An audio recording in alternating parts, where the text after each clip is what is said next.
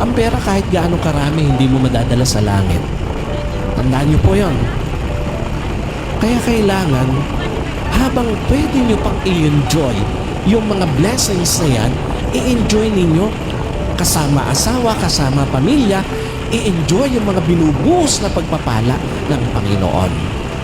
So kung binigyan ka ng Diyos o binibigyan ka ng Diyos ng kalakasan, wala kang sakit, i-enjoy ninyong mag-asawa ang buhay.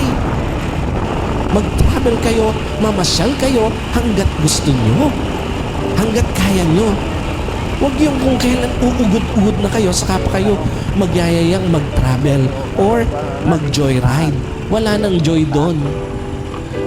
Pagka mahina na kayo at saka nyo pipilitin pa na mamasyal lang mamasyal, hanggat kayang mag-enjoy, walang sakit, malakas ang katawan, i-enjoy ang pagkakataon na pwedeng i-enjoy.